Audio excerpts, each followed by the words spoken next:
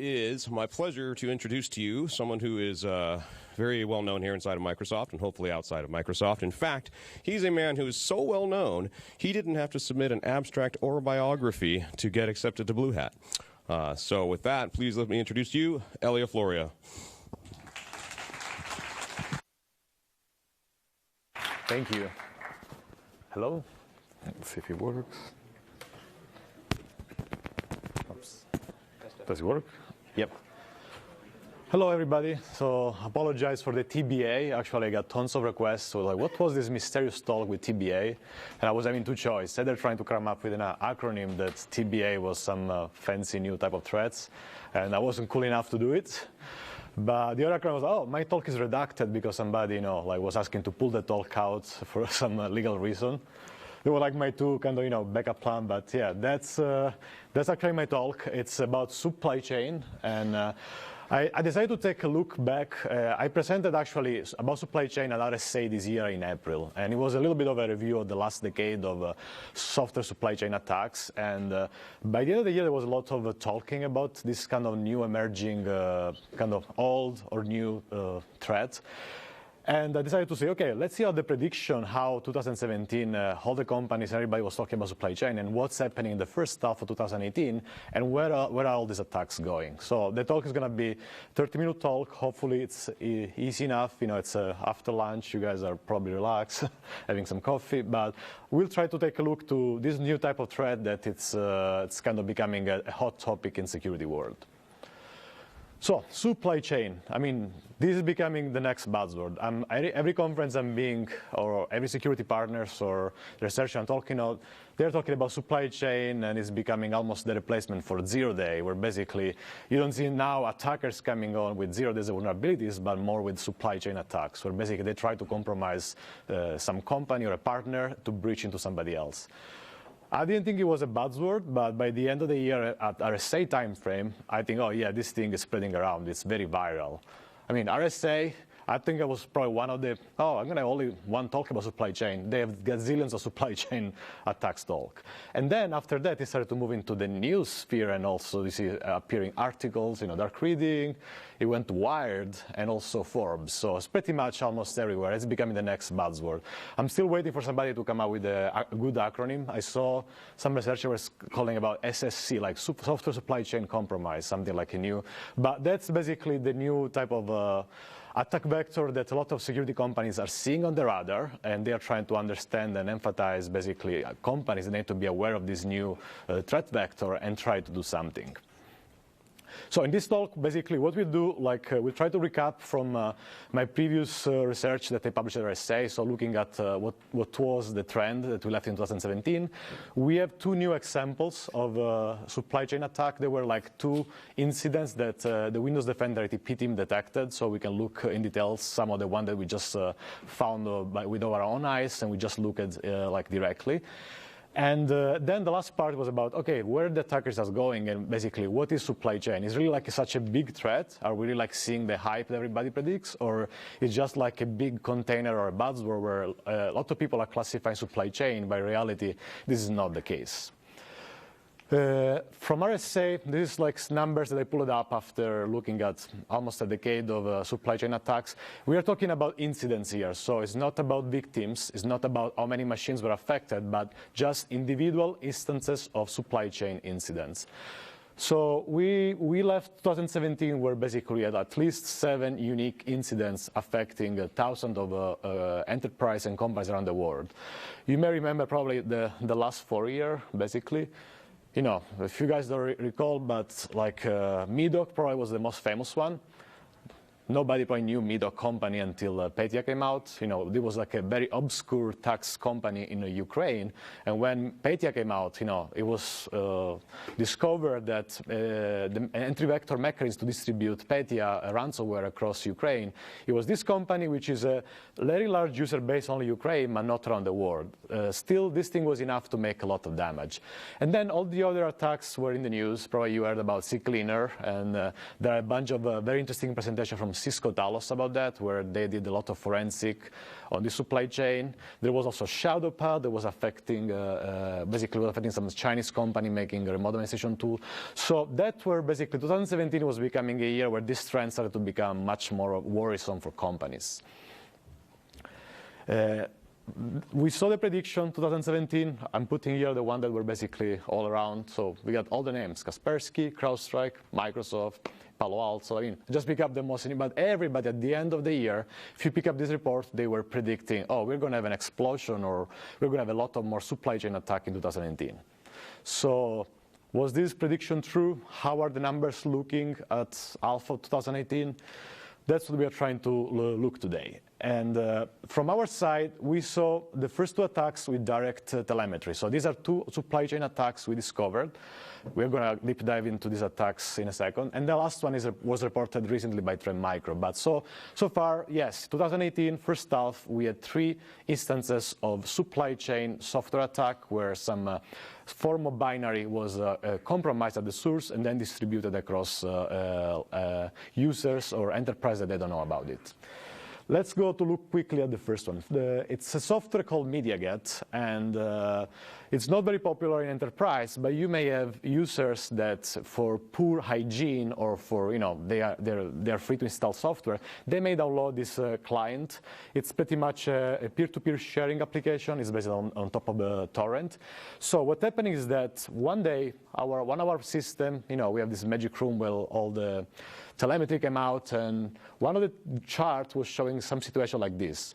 We have almost 400K new infection of a special strain of a malware that we call Dofoil, that basically they were showing up all around the world in just a few hours. This is, and this thing was also, by the time, probably Jessica remember because she was here, well, by the time right after all the ransomware epidemic, so we were panicking, oh yeah, there could be something big growing, and Russia was really targeted, all the Eastern Europe was really targeted heavily. So, we have few hours, 400,000 machines showing the same type of file or malware getting installed and dropping other components. That was kind of a little bit of a worrisome situation. So we spin off our research team and we started to look at how this thing was happening. Was another Eternal Blue? Was some other exploit that we don't know? The interesting situation was that we ended up looking at the infection chain through the telemetry, and we were seeing that all the machine infected, they were showing this MediaGet.exe doing strange stuff. After a bunch of hours of research, and we were a little bit confused at the beginning because we were seeing MediaGet being signed, and then another unsigned MediaGet doing other strange stuff, and we don't know which one is the good one and which one is the bad one.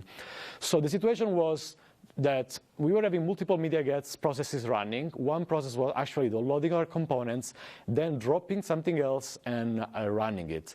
Now, the most interesting piece of this attack is that some of the MediaGet components were signed by the legitimate software producer. So the company which makes MediaGet was really distributing software. But then during the chain, there was another software component that was signed with a certificate from a Mexican developer, from it's a Mexican software developer company. I think it's the third row in this table, which was kind of, oh, this doesn't make sense. Why a software developer should drop another component signed with the different certificates, and then this component was doing other weird stuff, right? So pretty much at the end of our analysis, we realized that there was a supply chain attack where we are pretty confident that basically, there was something going on the build and distribution server of this software, because the MediaGet was downloading an update, and then after the update was installed, they were downloading additional components like this my.dat file that will become now this Dofoil campaign, installing a coin miner at the end. So the entire cycle took probably a couple of months. We think that probably the breach happened very early. We are not sure even if somehow there was somebody involved from the company inside basically the MediaGet distribution where basically some developer was compromised or they lost the credential. The thing that was interesting, and that's why we are toward saying, oh, even if this software, it's an unwanted software. You don't want to have a torrent application on your network, right? And some antivirus that detect this as a potential unwanted application. But we were going through two major plans. Either the company is going completely rogue, where basically still a supply chain, where basically the company decided to actually do bad stuff, or they are victim of somebody attacking them. We think it's more the second scenario, even if we don't have the 100% confirmation, because of a couple of things. So first of all, the certificate was a bypass that they need to use because the updater was trying to run anything that is signed with the certificate. So this means that basically, if the attacker was not able to re-sign the malicious packages, they won't be able eventually to run anything else. So that was something that our researcher looked at inside the code and justify the fact that they have to obtain another certificate, from a random company in Mexico. And then the second part is that from a bit-to-bit comparison of the MediaGet client, we saw that basically the build was pretty much the same. Everything in the PDB and the bug information was was matching with the legitimate build, but they actually added a run command to the update protocol, where basically now a remote attacker was able to trigger a remote execution with an update and basically run arbitrary code. Yeah, that's pretty much how the chain will look in Windows Defender ATP, and you see all the different components. And there was one of the supply chain that started in March, and we were able to detect. And again, we detected this stuff a little bit in the middle of the kill chain because we weren't sure at the beginning, like, oh, is MediaGet legitimately downloading and updating itself, or this is an attack? The next one we want to talk about is something that's another supply chain. It's a little bit more interesting, and this one we really don't have doubt that there was an attacker going after the plan and trying to compromise this company. So that's GeoSecurity actually took some of our samples and tested it, and they were able to just demonstrate how, we have a font package that is installing and downloading a coin miner malware. So this attack also started looking at telemetry of different machines. So the way how we detected this supply chain incident during April was a series of machines with absolutely no relation between them, even like showing in different organization or industry. They were basically being compromised and showing a similar piece of malware, which ended up being a coin miner. And then all these machines, they were just chiming to the same process. And we were not able to figure out, okay, why MSI exec at some moment is start to execute malicious code and install this package that it's basically something bad that we don't want. It took, again, a little bit of investigation. Usually, supply chain are very hard to detect because they are coming from a trust relationship. So basically, the victim has some kind of trustworthy relationship with the software or the supplier. And so it's very hard to see if the entry point is maybe software which has been affected or an updater, like in this case, or eventually it could be like, some other entry vector. So in this case, after a bunch of investigation on the box and forensic, we figured out that there was a MSI package that was downloaded and launched by a legitimate updater. So there was a software installed on the box. This software was, a popular PDF editor application, something that it's not popular as Adobe, but it's a very small, minor, this alternative PDF editing app. And this application, during the installation update chain, at some moment, it started to download an MSI package, which was really a replica of the original installer, from another server that I think it was located in Ukraine. And this was something like inexplicable, like why this legitimate updater should now download a package unsigned from Ukraine. And then in the end, what's happening is that this thing was installed in the coin miner. We contacted the software company, and we had back and forward with them. Usually, every time we contact a supply chain, during a supply chain incident, if you contact a company, usually the first reaction, no, this is impossible. You guys are telling something which is not real. And then after a couple of emails and showing the telemetry, things get a little bit better. So they were very helpful. But still, after a week of conversation, we still not be able to understand, okay, what's happening? Why this company is distributing this? Even the company itself, they didn't know. They checked all the infrastructure. So what's happening is that after digging more and more, we figured out that this was what we call the supply chain of a supply chain attack. This company relied on a third-party company, which actually makes font. So this company makes font packages, and they have a partner relationship. They sell the font package with some license agreement to this software, PDF software maker, and then the PDF maker gets installed by other companies. So what happened is a very complicated case that after a back and forward, the font making company, which was a separate entities, they had one of their server compromised. So we think that the attacker was able to study the distribution process where the PDF software at some moment is able to go and reach out the third-party company and get the most updated font package. And then they were able to create a replica server that was exactly looking like the real update server of the font company. And they were putting all these font packages, except for one package that will eventually contain the malware and distribute it. So PDF company, completely uncompromised. They were fine. They didn't have any problem, no breach, no attacker on their network. But because they just downloaded and rely on another third party, and they were installing malware on other users. So that's kind of the complexity that we kind of foresee with supply chain attack, and gets actually a little bit more amplified by the fact that on the cloud, all this interconnection and complexity, they get a little bit more complicated.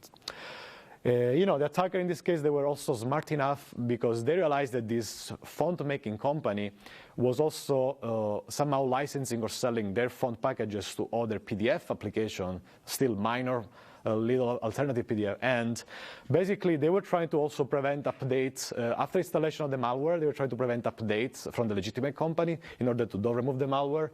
And again, if you can go on Virus Total, you can even see like how this MSI package was downloaded. The main problem that also, beside the lesson of supply chain, which is the linkage complexity, we learned also that most of the developers, they still think about signing and code signing, still about, oh, this is something only for binaries, for executables like DLL, XC. But in a modern world, and we'll see a little bit later, code signing and trust is something you have to build across everything that you run. So running code, remote code execution is not something that can happen with the XC or DLL. These days, we have things like MSI packages. We have cab file. We have PowerShell, JavaScript. Tons of different objects that, for the reason or another one, they ended up in our system running code, and not all of them, they have like a level of trust like actually we have with the legitimate. So in this case, in the legitimate binary, MSI was not signed, and so if the company, for example, the PDF company wanted to prevent these things, they will have just to check if the MSI package is signed with the legitimate certificate. At the end of the story, like there was one of our colleagues in Israel, he tried to estimate how much the attacker made. Making actually $60,000 pretty much more or less in a couple of months, for an attacker, it's a good opportunity. So that was the estimate we made from the CoinMiner account that was associated. And the final case here is from Trend Micro. It was very recent. I don't have much more details. I'm just putting here for reference. This one, it's also like very ambiguous because, it's a remote access tool, which is basically, it's either an attacker going after another attacker. I will not say it's really a supply chain, but it puts you this warning here. We're basically like, remote access tool, this tool that give you access to your box from anywhere in the world, they can be compromised. And actually, these are actually the most appealing companies where some attacker, if you compromise a company that can give you remote access, this basically will cause a lot of problems because, even if you don't install the software, just the access itself is a very valuable commodity in the attacker world. So watch out also for remote access tool because that could be the next big prediction happening. So where we're going with this is that in 2018, if we count only the software binaries incident, we are just having the tip of the iceberg. Yeah, we got 3 interesting cases. There are more supply chain happening, but what's actually more worrisome is that if you start now looking around and what people are classifying as a supply chain, there is this like bottom part of the iceberg where now we have like all these objects in the cloud that they somehow run code. And they can run code even without the human intervention. Like, we have Docker containers, Node.js, other NPM modules run arbitrary. So what's happening is basically now an enterprise org nowadays is all this trust relationship with all these suppliers. We have hardware suppliers, software suppliers, we have open source suppliers, also we have vendors, partners, acquisition, the remote access, and also, we have like this link relationship built across all the chain. When you put the cloud, what's happening is that now all this relationship gets extremely much more risky, and they need to be actually vetted. Before, like a lot of this stuff, if you're having a vendor in your company, then you can somehow trust the physical access, you can give them badge, you can somehow enforce some security. But now if your vendor is in another country and connected to you to the cloud, how will you ensure that the same security apply to them? Same story for the software company, the hardware company. You're getting all this supplier and you don't know. So this means that now all of this suppliers, they become potentially a very, very valuable entry vector for attackers and a big risk for companies. I try to look around, looking for things like Chrome extension updaters compromise. This is from Iceberg, and they found out a lot of this extension on the official Chrome store. They worked with the Chrome team to remove all of them one by one, and they were compromised, and they were basically downloading a new Chrome extension. And Chrome extension, they run code. Yeah, they run code inside Chrome, but they can execute JavaScript. Another Chrome extension that was also compromised, Mega, is the popular distribution like sharing website. They have an extension on the Chrome Web Store. The developer of this extension lost the credentials. Somebody logged in, replaced the extension, and everybody downloading it was installing another malware, which is an extension. It's not binary, but still, this thing executes code. Looking like these are other two incidents on the Linux open source community. Luckily, none of these ended up in a bad story, but when you read that either the Gen 2 distribution credential were compromised or the other distribution Arch, then these are like worrisome trend, because you see now people going after Linux open source repository and try eventually to compromise them. Actually, the second case is still not know if it was like somebody tried to warn them, because if you read the story, like they just left a malicious script that was just writing a file, compromised TXT on the main partition. Moving forward, yeah, WordPress has been in the history for a while. WordFence is a good company that track all of them, but these are all examples of objects in the supply chain world, which are in the cloud, which actually are big risk now in modern days. So I think like moving supply chain from just the binary to other objects like this makes sense, and that's why a lot of companies are predicting this expansion of supply chain problems. Finally, yeah, we have also npm packages. This is also again modules that run with JavaScript, and the most interesting is this one. Yeah, this is a Docker image. Docker image uploaded on Docker Hub. It took 1 year to remove the image, and it was pulled out 5 million times.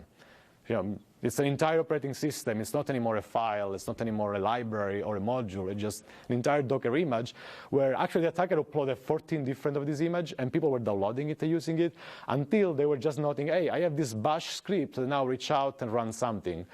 Yeah, I know Linux has also a good verification for binaries, but then how do you defend against somebody modifying a cron script or some bash shell inside the Docker image? So this basically goes back to the principle of trust. So in this kind of world where basically, the cloud is opening a little bit more of this trust relationship, and basically we are trusting more suppliers.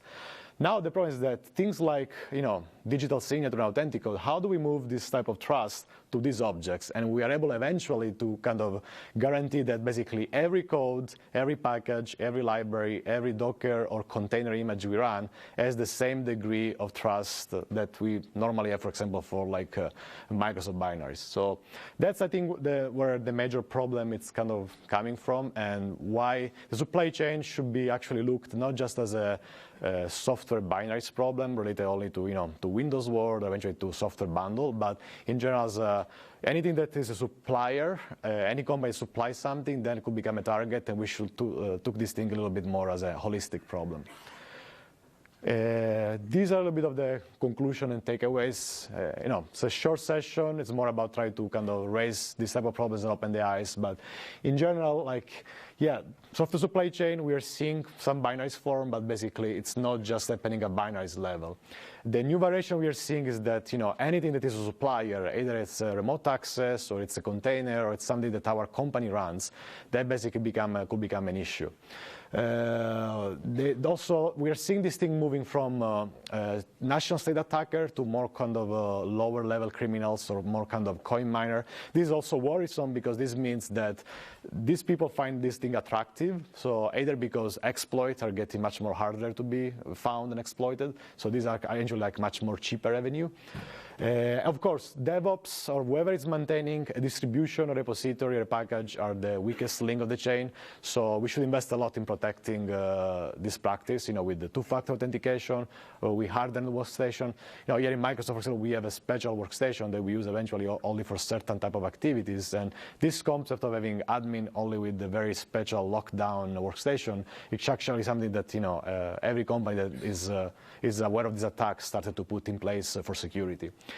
Also, the concept of remote code execution or code execution, as we know on client application, I'm very familiar with when Office eventually tried to run a macro or try to have an exploit that can run something remotely.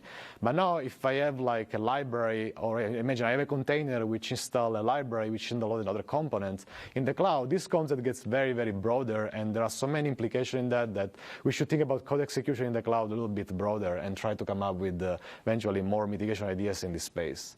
I saw also, there are new emerging models. For example, there are companies that certify, guarantee, and test NPM packages. So, for example, if you want to trust something, this company, you have to pay, you have to subscribe their model, but actually they're creating this business because actually companies are trying to rely and use, certified NPM modules. So this is also opening opportunities for new, say, company can actually make some trustworthiness and actually can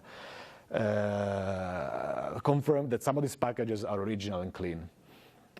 And yeah, finally, detection is still hard because all of this point we don't have visibility, and we have good visibility eventually on the endpoints when these things arrive on the workstation, but yet on the server it's still a little bit of a problem. I think with this one it's pretty much all I was have to say on this one, and if there are questions, I think there are 4 or 5 minutes left.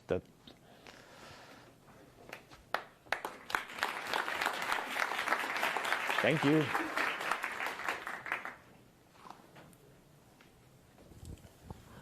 Hi. There is any roadmap for ATP to have a feature like either a block or uninstall the application itself, which is a victim of supply chain attack, or having a network access control in place which says end user cannot connect to the corporate network till the time entire compliances are not met. Okay.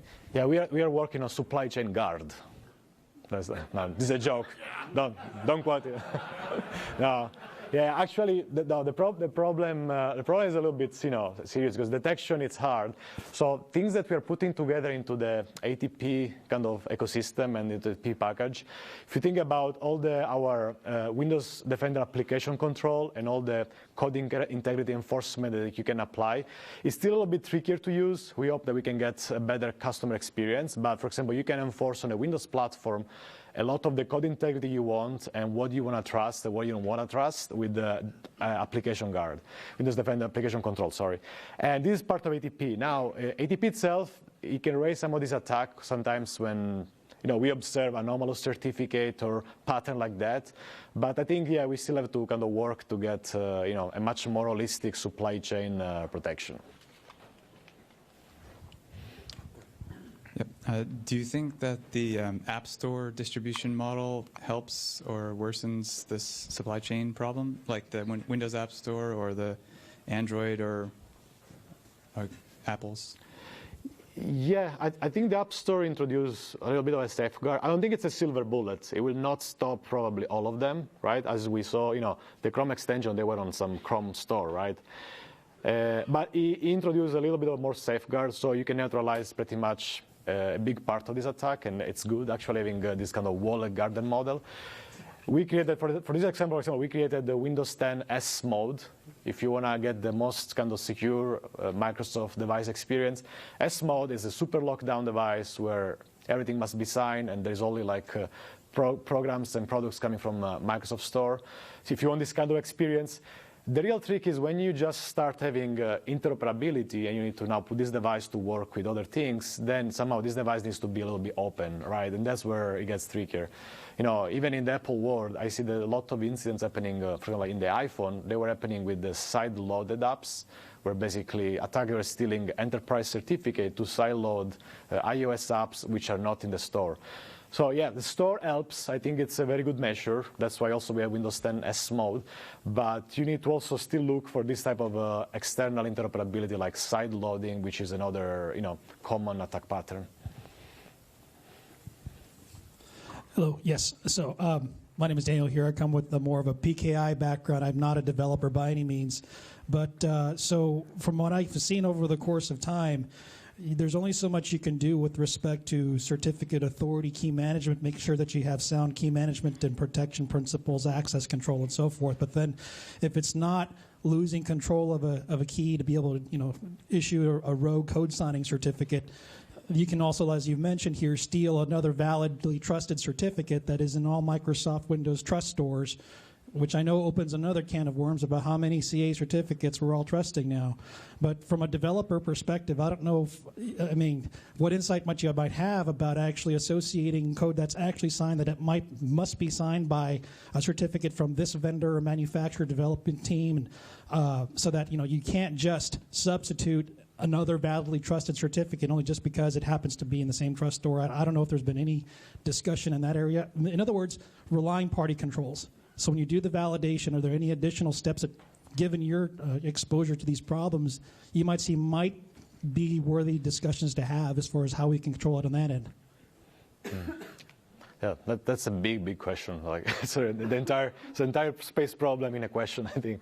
So I see two major areas. Like, first thing is, as I show in the cloud, for example, like there are things that they don't have any trust model. There are no certificates or signing. It's pretty much you rely that you download the package and you hope that somebody verify the hash, but there is no certificate. So that's an area where I think we should put some trust in place. So that's the first thing.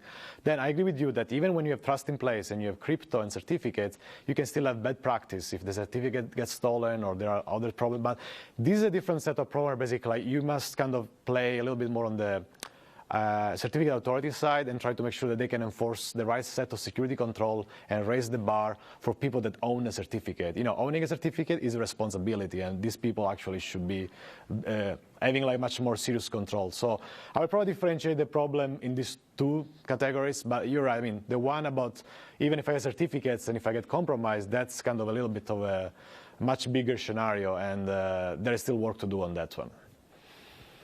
Hello.